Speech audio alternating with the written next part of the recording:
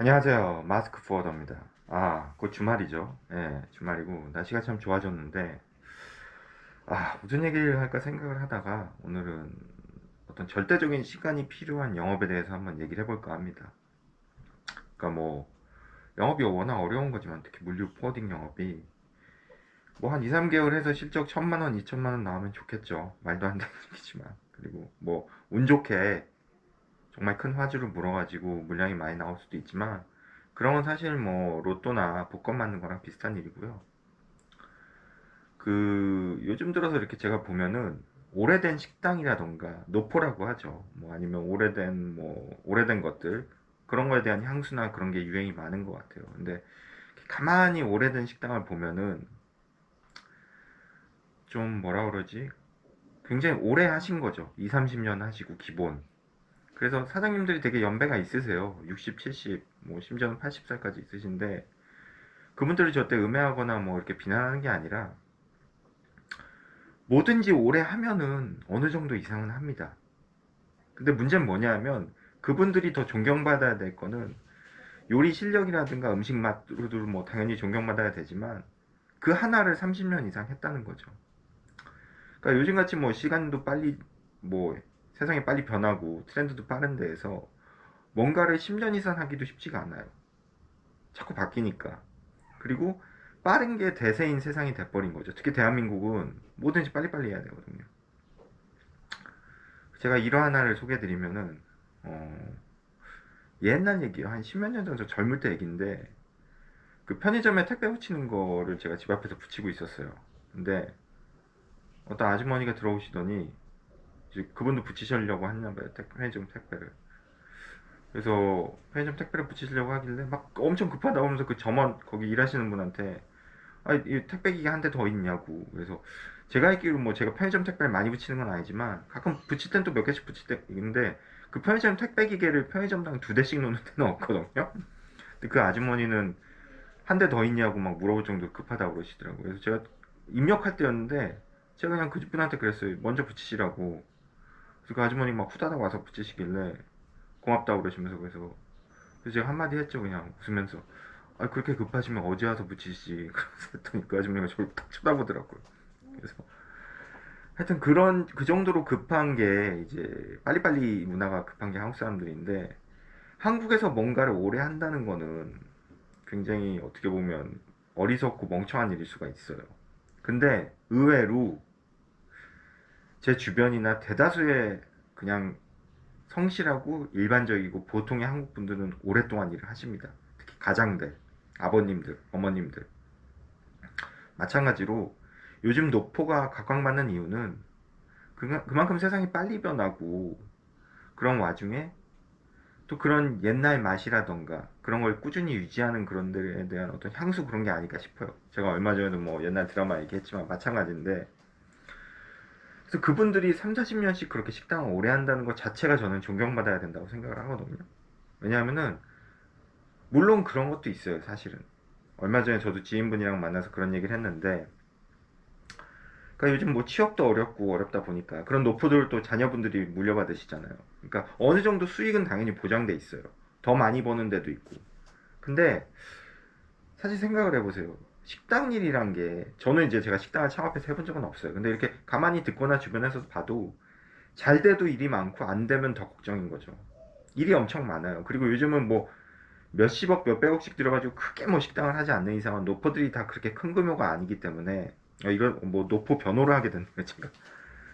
어차피 다 가족 경영이에요. 가족들이 뭐 서빙 보고 주방에서 요리하고 다 그런 거기 때문에 인건비도 비싸고 요즘 뭐 재료비도 비싸고 그러기 때문에 가족들이 다 같이 한단 말이에요. 그러니까 그렇게 쉴 시간이 많지가 않아요. 식당 같은 경우 뭐 토요일 일요일 다 쉴 수도 없고 일반 직장처럼 그렇기 때문에 식당 일이 그렇게 쉬운 게 아니거든요. 정말 힘들거든요. 힘든 육체 노동이고 그런 거를 그 자녀분들이 했을 때 요즘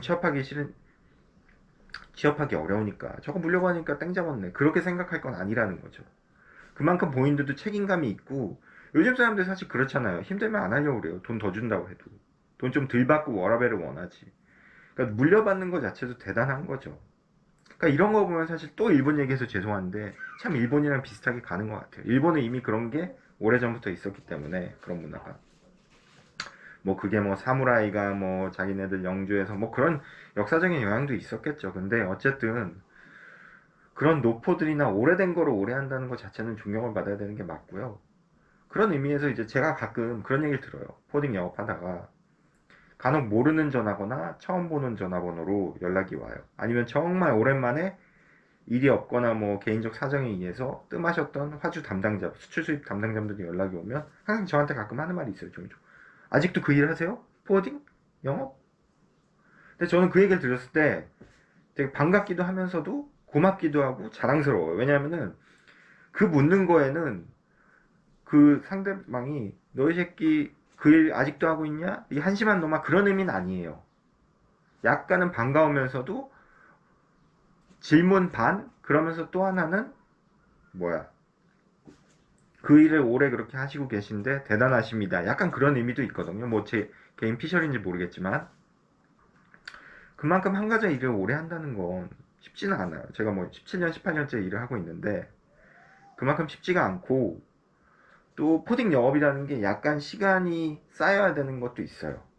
그러니까 예전에 그 제가 TV에서 봤는데 그 여명의 눈동자 그 모래시계의 박상원 배우님이 그런 얘기를 하시더라고요. 그분도 연극으로 이제 시작을 하셨다고 그러시는데 저 잘 몰랐는데 그때 알았는데, 그분이 후배한테 그런 얘기를 하시더라고요. 연극에서 연기가 늘려면 그 극장에 먼지밥을 얼마나 많이 먹으면 먹을수록 연기가 늘 수밖에 없대요. 한마디로 군대랑 똑같은 거죠. 짬밥을 많이 먹어야 된다는 거죠. 마찬가지로 제가 포딩 영업 처음 배울 때 이제 저를 가르쳐준 형님이 있는데 뭐 지금도 가끔 봬요. 성격이 좀 까칠하신 분인데 하여튼 뭐 죄송합니다 형님.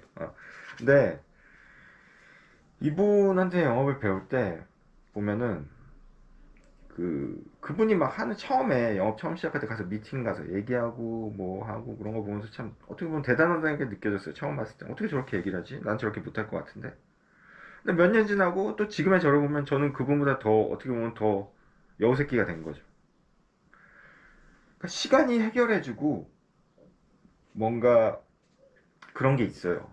제가 엊그저께 제가 한 3, 4일 동안 이제 가족들이랑 좀 휴가를 갔다 왔어요. 휴가를 갔다 왔는데 홍천 쪽으로 좀 갔다 왔거든요. 그 회사 이름 얘기 안 하겠습니다. 여기는 뭐 유원 뭐 리조트 같은 데라. 근데 회사에서 상을 받았거든요. 근데 리조트를 갔다 왔는데 거기서 신병이란 그 드라마를 봤어요. 군대 드라마인데 그게 시즌 3까지 나왔는데 요즘 3을 하고 있더라고. 1, 2편도 너무 와이프랑도 너무 재밌게 봤는데 와이프는 오히려 군대 갔다 온 사람도 아닌데 재밌게 보더라고요. 근데 거기서 되게 좀 뭐라 그러지, 감동적인 장면이 하나 있었는데 어떤 신병이 들어왔는데 금빛날인가 이름도 좀 특이해요. 근데 한마디로 고문병이죠. 고문병이고 잘 못하고 그래서 막 부대원들한테 비판을 받고 그래서 좀 극단적인 장면이지만 군화끈으로 자살을 하려고 했는데 선임이 와서 다행히 그 장면을 발각이 돼서 잡혔어요. 근데 그 중에 이제 왕고참이 있는데 자꾸 군대 얘기하면 재미없을 것 같은데 전역 얼마 안 남은 왕고참이에요. 근데 그 사람이랑 이제 경계 근무를 쓰게 되는데 그 사람이 근학군을 다시 묶어주는데 이제 자살 못하게끔 하려고 이제 풀기 힘들게끔 매듭을 지어가며 묶어주는 장면이 있어요. 되게 감동적인 장면인데 군대 갔다 오신 분들은 다 공감하실 거예요. 그런 장면이 나오는데 그 매듭 끈을 묶어주면서 그 이제 병장이 하는 말이, 말년 병장이 하는 말이 시간이 다 해결해 준다고 얘기를 해주거든요. 결국은 시간이, 그건 뭐냐 하면은 나한테 기본적으로 시간이 5년이랑 10년이 필요한데 이거를 1년이나 6개월 내에 마치려고 하면은 그거는 멍청한 거예요. 그렇게 가능하지가 않은 거죠. 간혹 가다가 정말 뛰어나거나 운이 좋아서 그거를 빠른 시간 내에 할 수 있는 경우는 있겠죠. 근데 그거는 굉장히 확률이 드물고 그게 나한테 해당될 거라고 생각하고 결정하는 것 자체가 어떻게 보면은 지혜롭지 못한 거거든요. 제가 어디 옛날에 고시 공부한 분한테 들었는데, 군대 있을 때 고시 공부하시던 분이 계셔서 들었는데 고시라는 게 빨리 패스를 해야 된대요. 지금은 뭐 사법고시가 없어진 걸로 알고 있어요. 저는 뭐 얼마 전에 로스쿨 얘기 막 나오던데 사법고시를 통과하려면 최대한 빨리 붙어야 된대요. 이게 길어질수록 안 된대요. 그래서 2년에서 3년 내에 붙어야 되는데 아무리 머리가 좋은 사람도 1년 반에서 2년이 필요하대요. 뭐 서울대 뭐 법대 나온 되게 똑똑한 사람도 6개월 만에 붙는 사람은 거의 없대요. 뭐 그런 사람이 있을 수 있겠죠. 안 알려줬을 수 있겠지만. 그러니까 절대적인 시간이라는 게 필요하대요. 그거를 다 외워야 되기 때문에 그 많은 법전을. 그러니까 1년 6개월에서 2년은 걸린다는 거죠. 아무리 천재도. 그만큼 외울 게 많다는 거죠. 마찬가지로 저는 코딩 영업도 어느 정도 절대적인 시간이 필요한 것 같아요. 뭐 제 개인적인 얘기를 하자면은, 그러니까 6개월에서 1년 정도 했을 때 한 300인가 400만 원 찍었던 것 같고, 제가 만불, 지금 환율이 너무 뛰어가지고 만불이라고 하긴 좀 그렇고 그냥 1000만 원 됐던 데가 3년인가 4년째 1000만 원 찍은 것 같아요. 빠른 페이스는 아닌 것 같아요. 그냥 모르겠어요. 그리고 2만 불은 제가 4, 5년 차에 찍었나? 그랬고 그 이상은 뭐 얘기 안 드리겠습니다. 뭐 특별히 중요한 게 아니니까 제 실적이. 근데 하여튼 그런데 절대적인 시간과 포딩 영업은 절대적인 업체 수 방문 수가 최소한 필요한 것 같아요. 아 그러니까 운이 좋아서 한 10군데 갔는데 셋네 군데가 다 신규가 나와. 뭐 그럴 수도 있죠. 운이 좋으면. 근데 그 운이라는 건 사람이 예측할 수가 없잖아요. 그러니까 저는 절대적인 시간이 최소한 한 만불 하려면 2, 3년 해야 되고 2만 불 하려면 4, 5년 이상 해야 되고 뭐 3만 불 하려면 그 이상 해야 되고 그런 약간의 절대적이지는 않지만 그래도 기본적인 수치는 있다고 보거든요. 최소한의 시간 그리고 최소한 거래처도 많이 방문해야 되고 그러니까 이 모든 게 합쳐서 한마디가 나오죠. 성실해야 된다는 거죠. 그러니까 내가 그냥 포딩 회사에 한 4, 5년 있었다. 4, 5년이면 짧은 시간은 아니죠. 어떻게 보면. 근데 절대적으로 업체 수 방문하거나 뭐 세일즈콜이든 뭐 어떻게 하든 접촉면이 있었던 업체들이 몇 군데 안 돼. 그러면 안 나올 수 있는 거예요. 그러니까 시간이랑 자기가 했던 방문하거나 어떤 스킨십이 있었던 거래처 수가 비례가 돼야지만 실적이 나올 수가 있다는 거죠. 그러니까 최근에 이제 아는 지인을 만나서 그 지인이 어떻게 전에 있던 직장에서 알던 분인데 뭐 친했던 사이는 아닌 것 같아요. 근데 나중에 또 딴 직장에서 이분을 우연히 마주친 거예요. 그냥 어디 뭐 건물 로비 같은 데서. 그래서 안녕하세요 인사하고 했는데 이분은 좀 그 회사 일찍 나오고 그분들은 더 있다가 나오셨나 봐요. 근데 그 회사에 이제 거기 사장님 잘 계시죠? 뭐 이러면 어떻게 옮기셨어요? 뭐 그런 얘기가 나왔는데 이분이 그런 얘기를 하셨대요. 이분한테. 아니 그 회사 사장님은 영업사원들 실적을 너무 많이 보신다고. 그러면서 저한테 이제 제 지인분이 그 얘기를 하신 거예요. 그 얘기를 들은 지인분이. 아니 영업사원은 그럼 실적을 보지 뭘 보냐고. 그래서 저도 맞다고 그 양반이 좀 잘 모르는 것 같다고 그러면서 얘기를 했는데 그러니까 그분은 조금 제가 볼 때 모르시는 게 아니, 영업사원은 실적을 보지 뭘 봅니까? 실적 안 나오면 당연히 나와야죠. 그래서 사장님이 나가라는 건 당연히 맞는 거고 뭐 딴 얘기를 했는데 무슨 얘기를 하려고 그랬죠? 하여튼 실적을 내려면 어느 정도 절대적인 시간과 업체 수가 좀 있어야 된다. 그런 얘기를 말씀드리고 싶은 거예요, 저는. 그래서 그러려면 그러니까 업체 수를 꾸준히 또 방문하고 이 업체 수 방문 수가 쌓이려면은 기본적으로 절대적으로 이 바닥에 오래 머물러야 되는 거죠. 그러니까 최근에 제 지인분 중에 이 바닥에 좀 몇 년 떠났다가 딴 일도 하시고 다시 돌아오신 분들도 계신데 그분들은 참 힘들어 하시긴 해요. 왜냐면은 그분도 영업하신 분인데 그래도 화주들이 꽤 되셨거든요. 영업을 못 하신 분이 아니에요. 되게 잘하신 분인데 어떻게 보면 다 끊어진 거죠. 이게 인연이.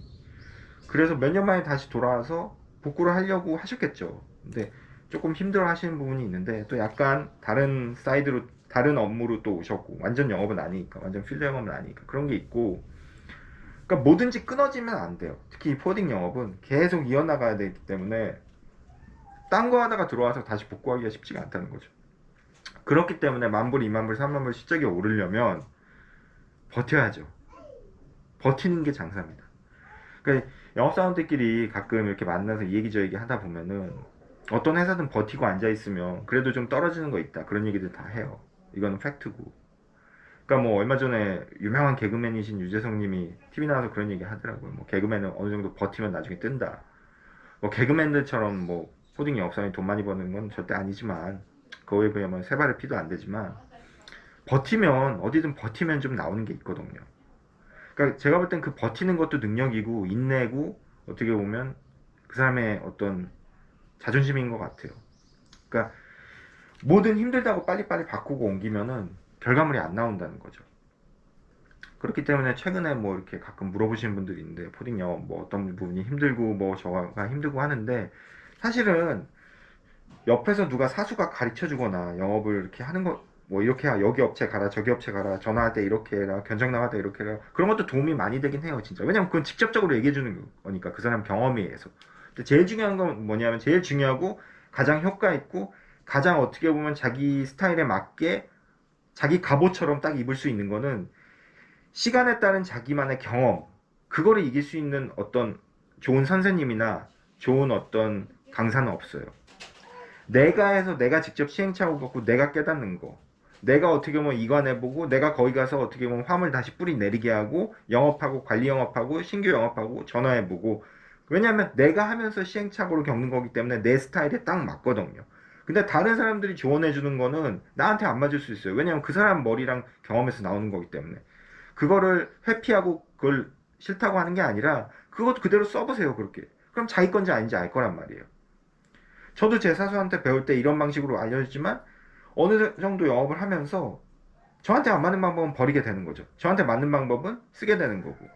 그렇기 때문에 근데 이런 시행착오나 이런 경험들을 해보려면 절대적인 시간이 필요해요. 1년, 2년, 3년, 4년, 5년, 6년, 7년, 8년, 10년, 11년 이런 식으로. 그렇게 시간이 흘러가면서 자기게 되고 자기 경험이 되는 거죠. 그러다 보면 주변에서 영업 잘하네 알려주세요 이런 사람들도 생기는 거고요. 그러니까 최소한의 것들이 어떤 모이려고 하고 어떻게 그게 모여가지고 뭔가 작품이 나오려면 시간이 필요한 거거든요. 그렇기 때문에 시간이랑 노력을 갈아넣지 않는 이상은 절대 실적에 나올 수 없다고 봐요 저는. 그래서 1, 2년 하고 2, 3년 하고 3, 4년 하다가 이 바닥에서 사라지는 사람들이 워낙 많잖아요. 뭐 화주들도 그러시지만.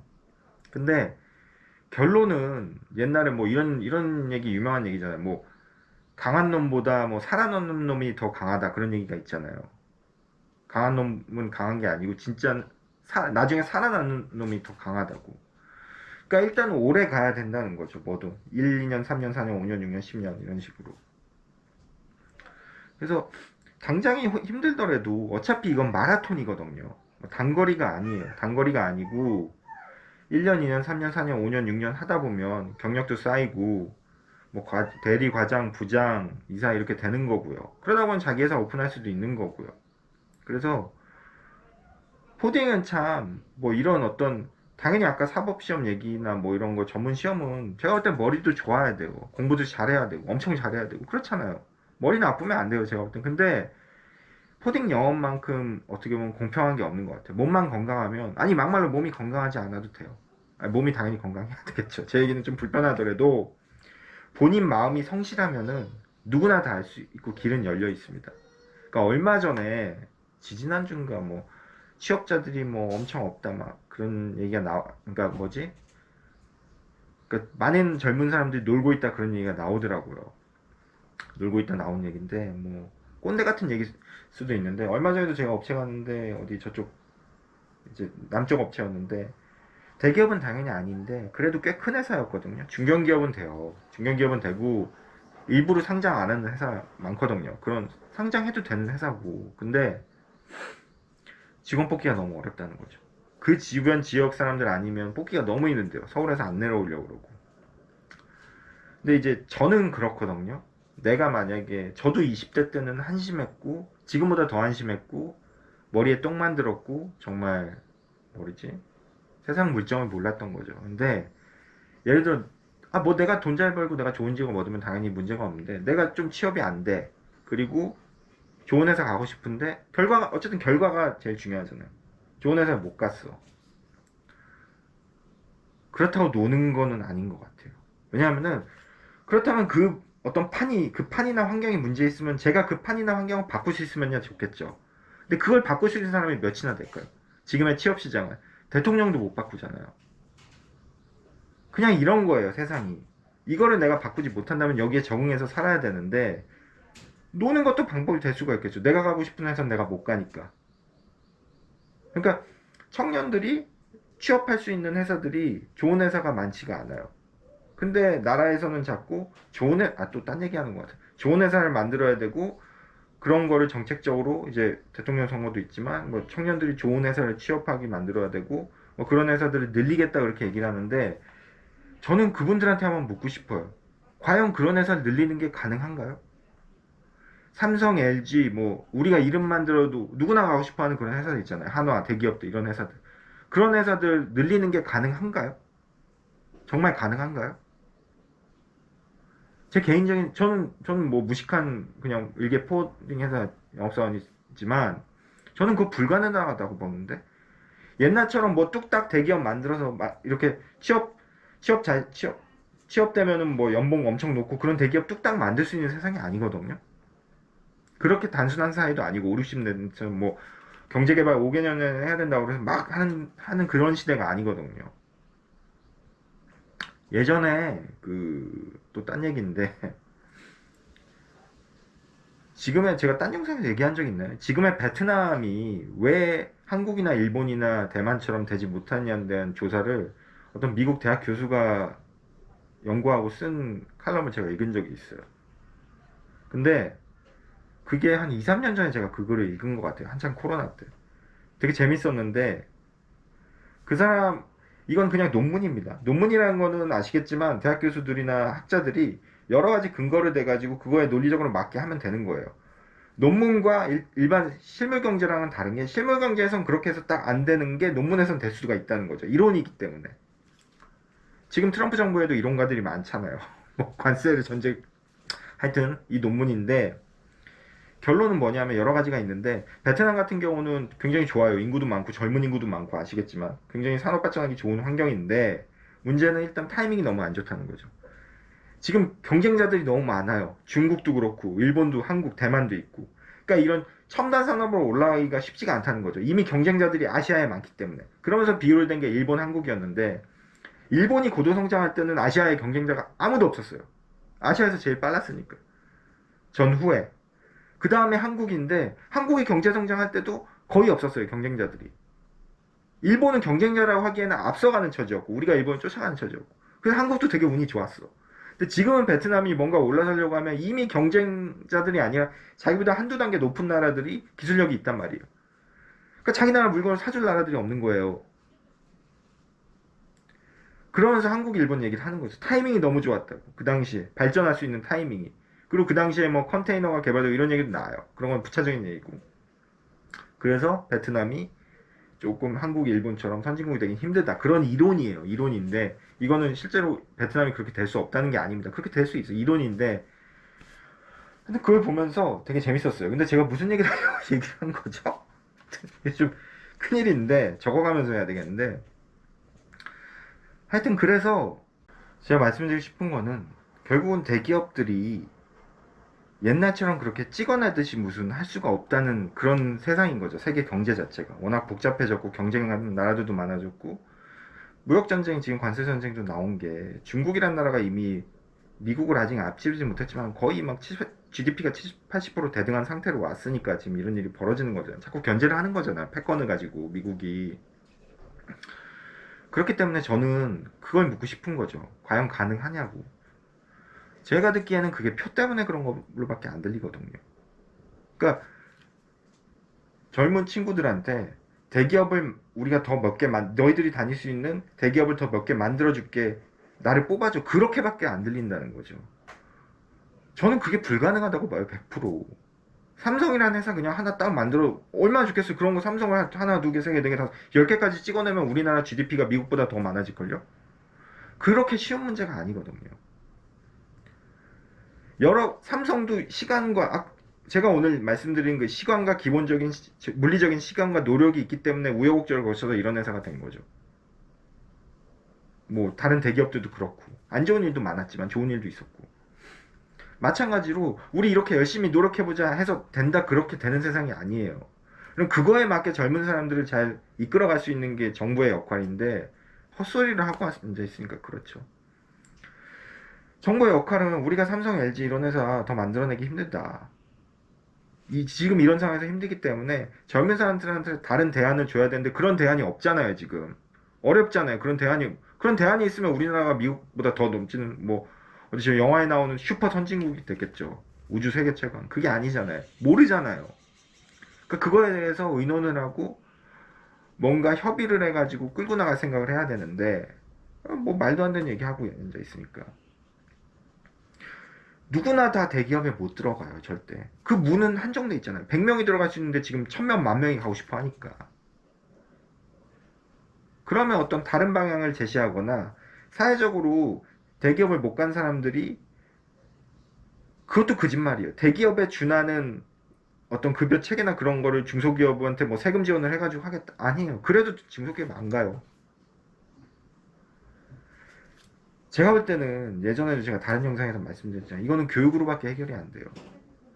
세상살이가 대기업 가고 좋은 직장 가고 그게 전부가 아니라는 어떤 국가적으로 좋은 의미의 가스라이팅을 시켜야 되는 거예요. 실제로 저도 뭐 좀 있으면 저도 50이 되지만 돈이 되게 중요해요. 세상 사는데 돈 없으면 불편하니까. 근데 그렇다고 해서 또 돈이 이 세상 전부는 아니거든요.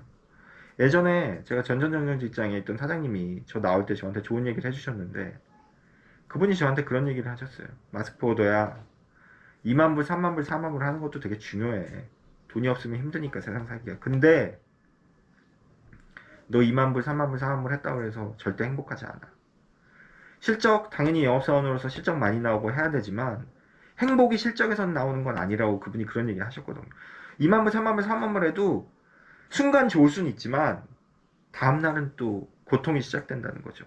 이게 사람의 인생이거든요. 마찬가지로 대기업 가고 뭐 의사 변호사 되고 그게 전부가 아니라고 하는 그게 인생의 전부가 아니라는 사회적 어떤 통념, 이념, 사회적인 합의, 사회적인 분위기가 조성이 돼야지 이걸 해결되는 거지. 왜 자꾸 대기업을 또 찍어낼 수 있으니까 나 뽑아달라는 얘기가 나오면 안 되죠. 정부에서 정치인들이. 우리가 뭐 선진국이라는 유럽 그런 나라들이 빈부격차가 없나요? 저 유럽에서 근무해봤습니다. 꽤 오랜 시간 동안 살아봤어요. 거기도 빈부격차 심해요. 돈 많은 사람은 많고 적은 사람은 적고. 근데 우리보단 좀 덜해. 왜냐하면 사회적 인식이 다르거든요. 쟤는 좋은 대학 나와서 좋은 직장 가도 나는 트럭 운전사에도 행복한 거예요. 트럭 운전사 비하하는 거 아닙니다. 절대. 왜? 나랑 저 사람은 다른 사람이니까. 나는 집에 가면 내 와이프랑 내 훌륭한 가정이 있는데 건강한데 그런 식으로 삶의 가치를 다르게 부여할 수 있는 세상이 되고 정부가 돼야 되는데 기업? 내가 대기업 또 하나 만들어줄게. 대통령 되면 찍어줄게. 그딴 식으로 얘기를 하면 안 되죠. 자라나는 아이들한테 너는 좀 공부를 못하지만 다른 일을 해도 너는 행복해. 그렇게 돼야지 이게 현실적이고 그 아이한테도 그게 올바른 거예요. 근데 다 무슨 갈아넣기 하듯이 대기업만 다 가야 되는 세상 분위기를 만든 이 어른들, 우리가 문제죠. 그 분위기를 바꾸는 게 정말로 우리가 선진국이 되고 우리가 뭐 얼마 쫓겨나신 지금 대통령 정부에서 그런 얘기 우리가 뭐 일본을 넘어섰다? 우리가 왜 일본을 못 넘어서는 이유는 딱 한 가지예요. 모든 게 일본이랑 안 좋은 건 똑같이 따라가거든요. 우리가 그걸 극복할 수 있을 때 일본을 넘어서는 거거든요. 그게 우리가 갖고 있는 컴플렉스예요.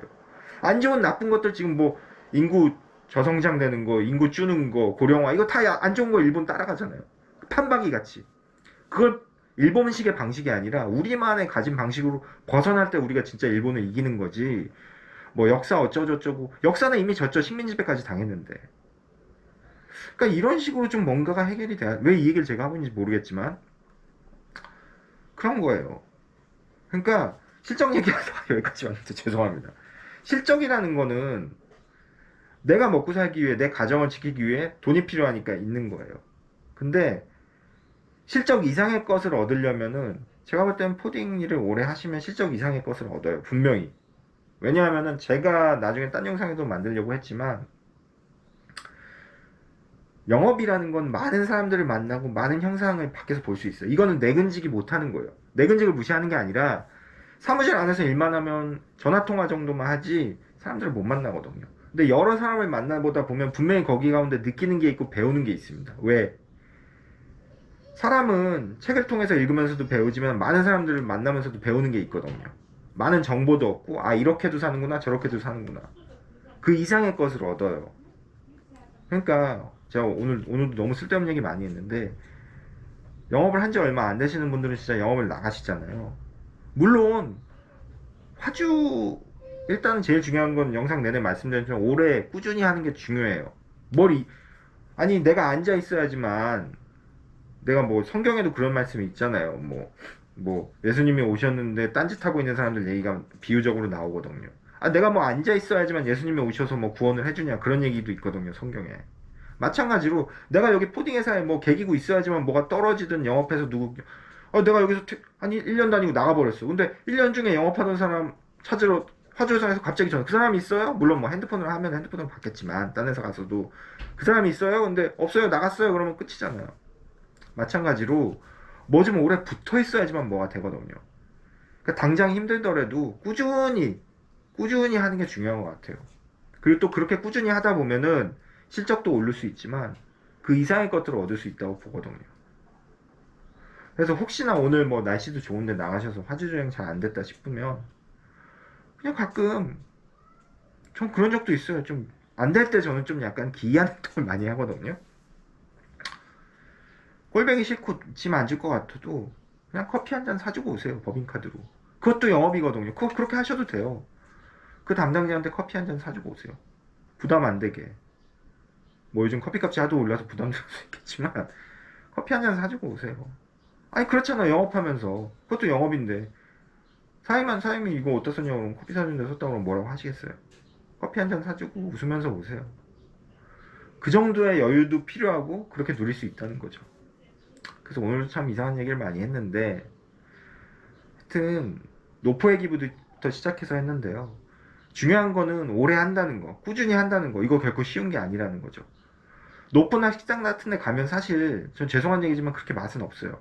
집 앞에 식당이 제일 맛있어요. 가서 안 기다려도 되니까. 전 기다리는 거 싫어하거든요. 근데 제가 그 노포나 오래된 식당을 존경하는 거는 오래 한 거, 꾸준히 한 거거든요. 오래 하고 꾸준히 하면 그 정도 맛은 납니다. 뭐 이런 얘기하면 또 큰일 날 수 있겠지만 오래 하고 꾸준히 했다는 게 제일 중요한 거예요. 그래서 포딩 영업도 마찬가지라고 저는 생각이 듭니다. 마스크 보여드렸습니다.